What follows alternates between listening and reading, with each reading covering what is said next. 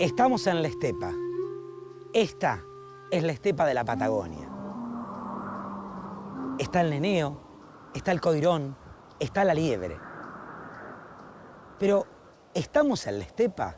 ¿Cómo puede ser que estemos en la estepa si la estepa es una palabra? Habitamos un mundo físico, un mundo tangible, concreto, en donde está la piedra, el arbusto, el cielo. ¿O habitamos un mundo de palabras, un mundo de lenguaje? Disculpen, ¿qué es el lenguaje? Hoy vamos a hablar del lenguaje.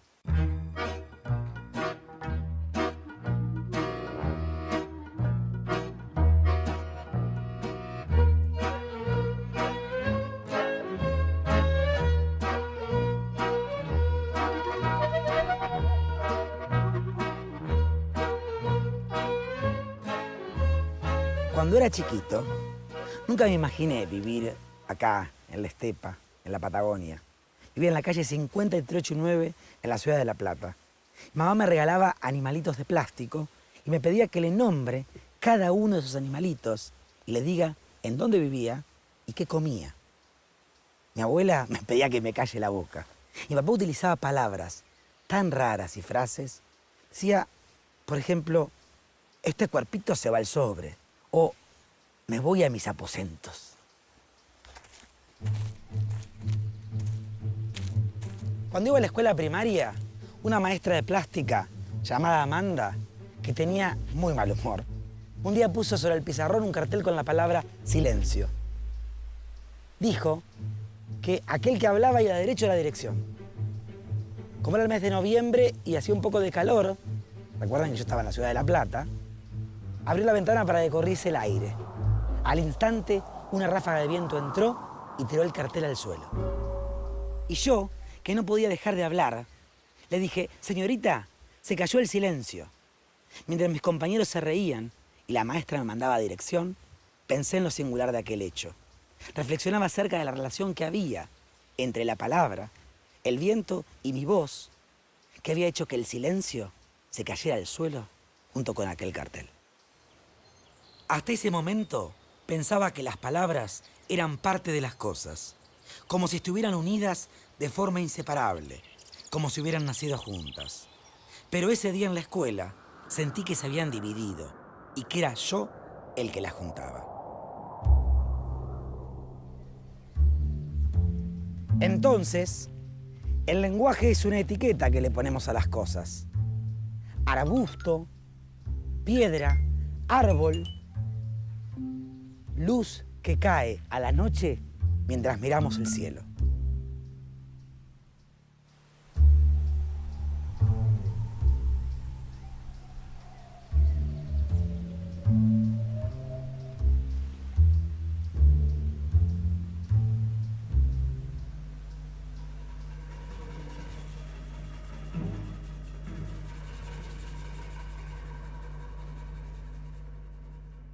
En una tribu de Nueva Guinea, cerca de Australia, la gente tiene solo dos palabras para nombrar todos los colores, mola y mili.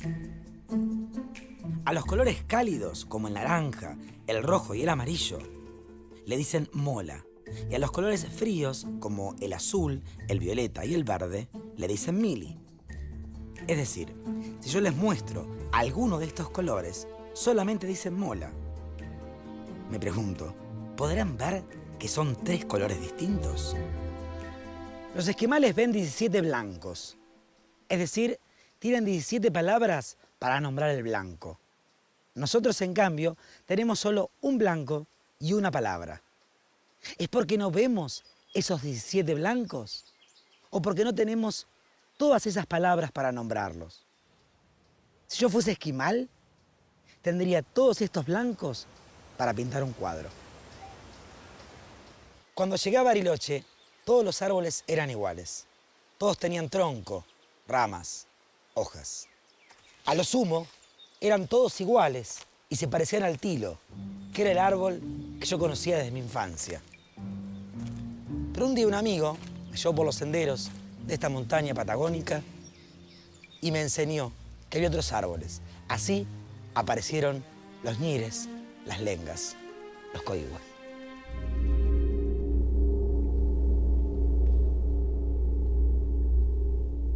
Ahora no son solamente árboles. El bosque se llenó de nombres. Y cuando los miro, me provocan nostalgia, porque sé que como los mires, dejan caer sus hojas con el sol pálido del otoño.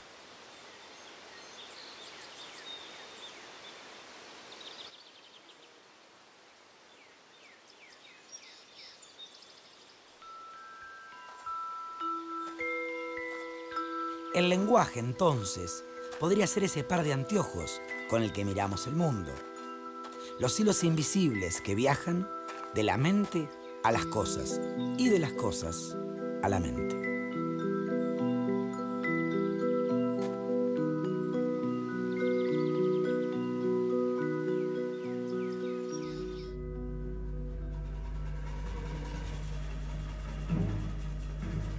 El cielo es celeste, es grande, está arriba de nuestra tierra. Y de acuerdo al lugar en el cual nacimos, está poblado de nubes, de ángeles o de extraños signos que profetizan algo. Pero sigue siendo un cielo y está arriba nuestro para que los seres humanos sigamos imaginando algo.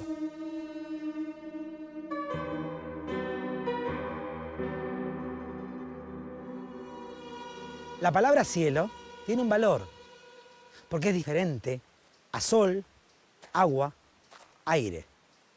O también porque está el cielo y está el infierno.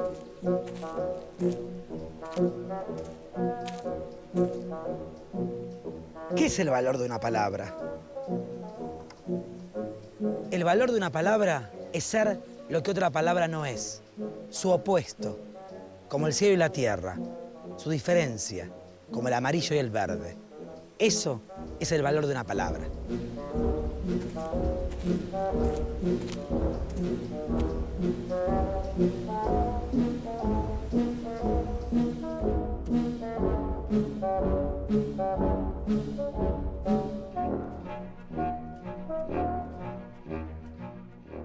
Nosotros le decimos pez al animal que está vivo y nadando.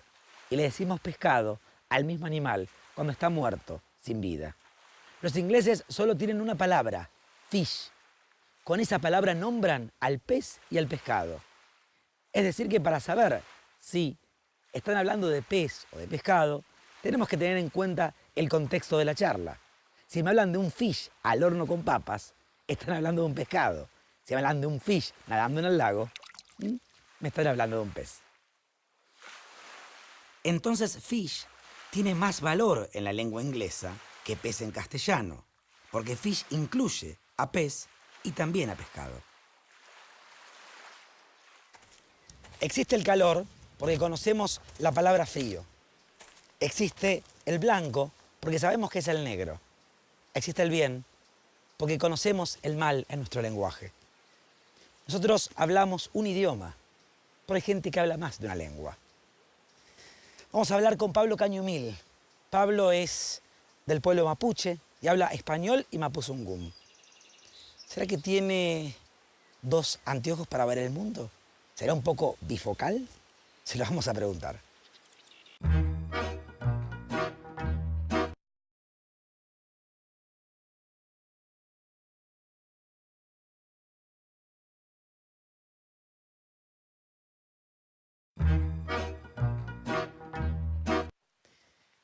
Bueno, Pablo,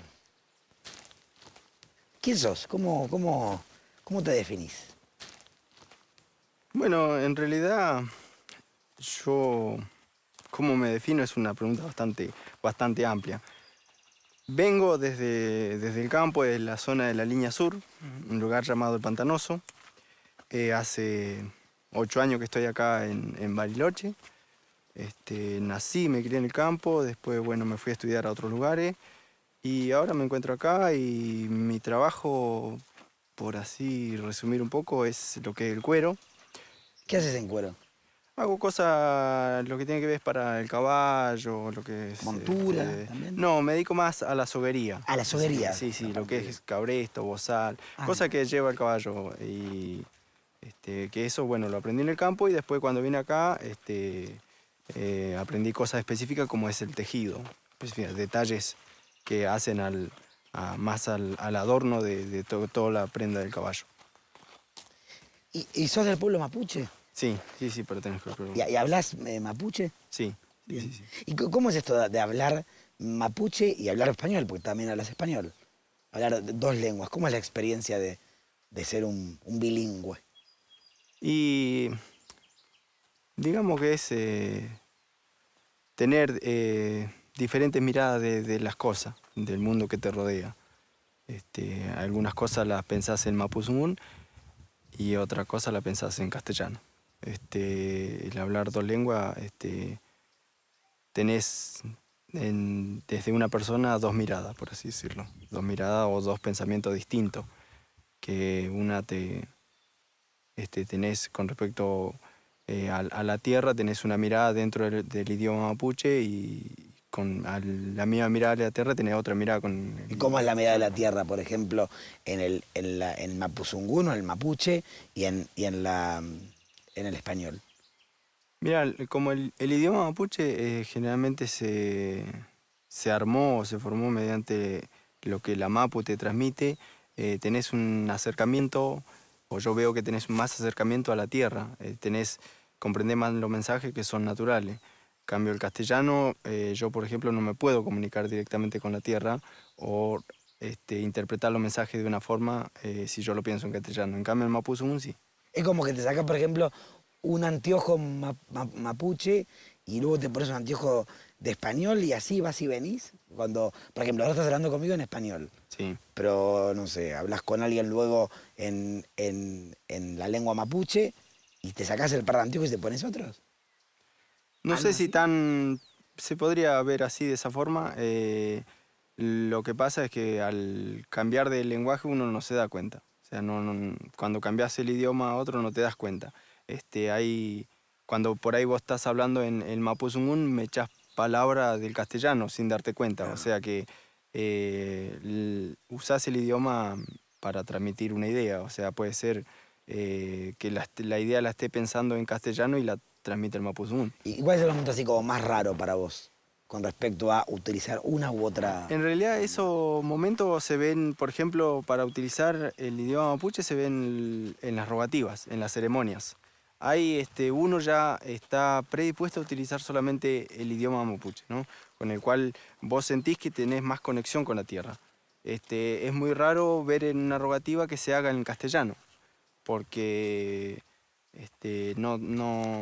no te genera esa sensación de estar conectado con la tierra, ¿no? Es decir, que solamente para estar conectado con la tierra en una ceremonia mapuche, Sí. yo tengo que utilizar justamente esa lengua. Sí, el idioma mapuche, sí, sí, No sí. podría utilizar Claro, otra. sí. Porque en realidad estás queriendo transmitir a la tierra emociones o sentimientos que te están pasando en la vida y esas cosas. Y a su vez interpretar el mensaje que te manda la tierra. A veces me pasa de decir, bueno, el decir, el lago me habla, ¿no? Sí. Si yo lo pienso en mapuzungún, no me lo cuestiono que el Lafken me está hablando, Lafken el lago, ¿no? No me lo cuestiono, pero si yo lo traspaso al castellano, ya me lo empiezo a cuestionar yo mismo. O sea, siendo mapuche, yo desde el punto de vista castellano, me estoy cuestionando, digo, ¿cómo el lago me va a hablar? O sea, en cambio en mapuzungún directamente vas, hablas y haces la rogativa o a un huincul, a un cerro, y lo usás el lenguaje. En cambio, castellano ya te lo cuestiona más. O sea, me pasa de cuestionarme. Por ejemplo, como que, ¿cuál sería la pregunta que te haces? De esto, es decir, cómo un determinado elemento, no sé, cómo un árbol me va a estar hablando. Claro. En cambio, el mapuzungún no me pregunto yo si el árbol me habla o no. Te está hablando. Me está transmitiendo un mensaje.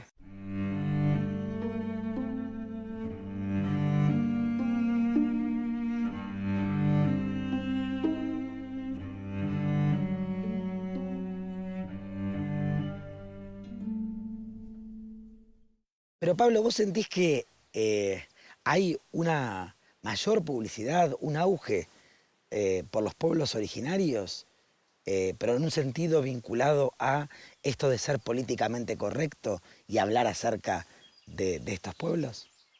Eh, sí, sí, hay más, un hablar más de los pueblos originarios en general.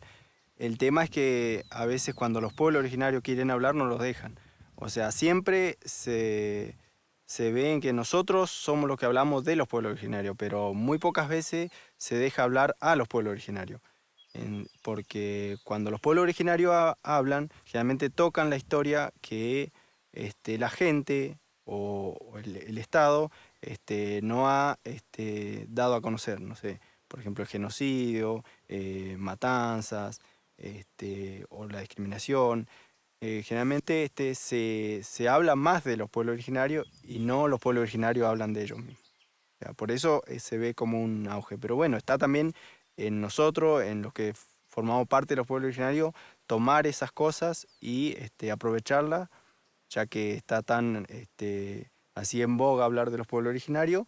eh, Utiliza esa herramienta para nosotros hablar de nosotros mismos. En realidad, el Estado argentino está conformado por aproximadamente 26 pueblos originarios, de los cuales conoceremos 11, ¿no? O en la escuela nos enseñan unos pocos. Por eso es que cuando los pueblos originarios empiezan a hablar, empiezan a cuestionar esas cosas, ¿no? Es decir, que si los pueblos originarios hablaran desde los pueblos originarios, justamente utilizando la lengua mapuche, quizás el mundo sería otro, ¿no? Y sí, habría otros anteojos para pensar este territorio. Sí, no solamente desde el idioma mapuche, sino también de otros idiomas, del pueblo Com, del pueblo Huarpe, del Gununa, de la Oniken. Yo habito con otros seres de la tierra y así también, o sea, están otra gente, ya sea o no de los pueblos originarios. Y está bueno que haya una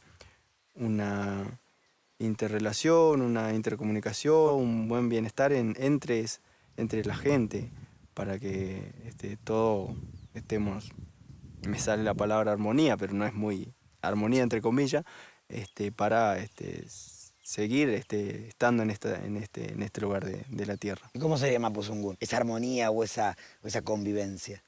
Y sería come feyentun fachi walmapumu, come nor come itrofil mongen mu, fecha come amulein, come sumuta tamule, cachipache, can mapuche, can warpe, can gununa, com puche mulelo tu fachi mapumu, come amulin, come felein com.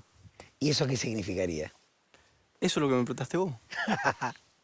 Pero y en español había una traducción posible. Eh, Lo que pasa es que cuando uno se refiere al mapuche en términos de un bienestar, un estar conectado con la naturaleza, no sé, utiliza y trofil mongen, por así decirlo, ¿no? Sí. Que vendría a ser como la biodiversidad. Pero ¿qué es la biodiversidad? Claro. O sea, no es lo mismo la biodiversidad para los Winca, por así decirlo, que para los mapuches. Es decir, que era eso que dijiste no tiene traducción posible. Se le podría buscar, pero tendríamos que hacer un trabajito aparte. Bien.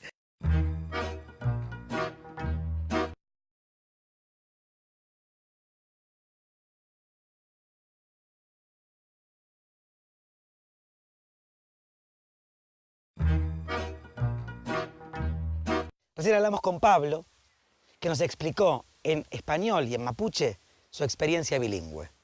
A veces debe sentir que está dividido en dos, que se transforma en dos personas distintas, porque existe una persona a partir de cada una de las lenguas que hablamos. También habla y podemos ser más.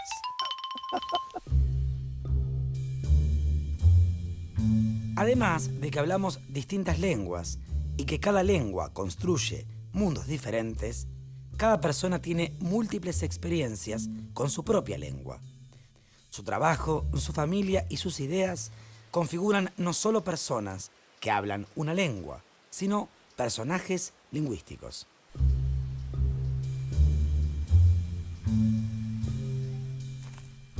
Hace algunos años, un chico llamado José gritó: "Me robaron las palabras". Yo al principio no entendía lo que él decía, porque pensaba, las palabras no nos pertenecen, no son de nadie. Pero a la vez las usamos para nombrar el mundo con nuestra lengua. Pero, ¿qué es la lengua? ¿Qué es el lenguaje? El lenguaje, qué palabra, ¿no? Y está hecho de palabras. Palabras ordenadas por quién sabe quién. El lenguaje es un texto, una función, una forma con la cual le damos sentido a este mundo. Pero ¿elegimos estos anteojos del lenguaje? ¿O alguien nos dice, usa estos o estos otros o quizás tal vez aquellos? Como los anteojos de Pablo Cañumil, como los anteojos de Amanda, como estos anteojos que llevo puestos, o como los anteojos que usted está utilizando en este momento para mirarme. ¿Cómo son sus anteojos? ¿Cuadrados, rectangulares, redondos? ¿De la década del 80? ¿De pasta? ¿De metal? ¿Un poco postmodernos? ¿De carey? ¿O de plástico? ¿Por qué es tan importante cómo son nuestros anteojos? O mejor dicho, ¿por qué es tan importante cómo es nuestro lenguaje? El lenguaje me ordena la vida. Y sin mi consentimiento. Yo no le digo lo que tiene que hacer. Él solito lo hace. Me dice qué colores debo combinar en la ropa. ¿Qué le tengo que decir a esa chica para que sonría? Como Pablo Cañumil, vivimos en un lenguaje que heredamos y que hacemos nuestro cada vez que hablamos. Una voz lejana y dispersa en la cordillera de la Patagonia que parece susurrarnos al oído aquello que debemos decir.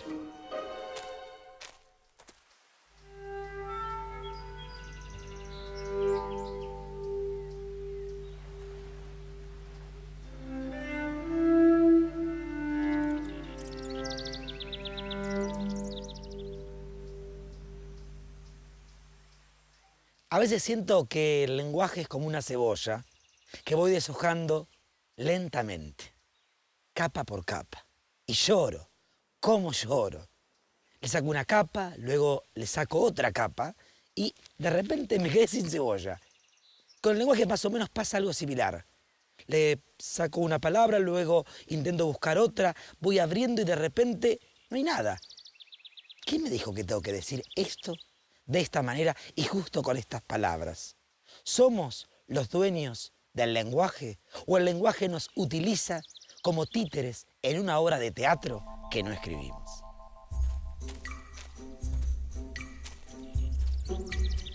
Dijimos que el lenguaje es una etiqueta que le ponemos a las cosas.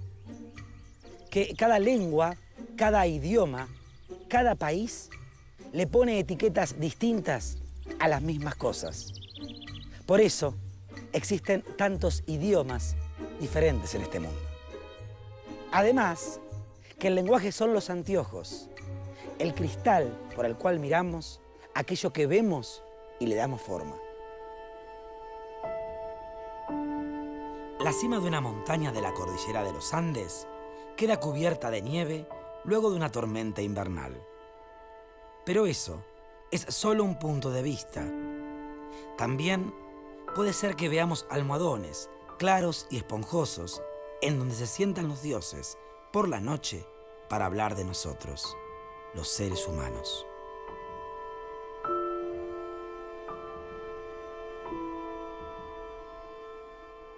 Entonces, ahora sí, nos podemos hacer aquella pregunta del comienzo del programa. ¿Estamos en la estepa? ¿Cómo puede ser que estemos en la estepa si la estepa es una palabra? ¿Estamos en un lugar o estamos en las palabras que nombran un lugar y hacen que nuestra experiencia parezca ser una realidad tangible? No lo sabemos exactamente, pero estas preguntas también están en el lenguaje, en ese mundo limítrofe que divide a las palabras y a las cosas.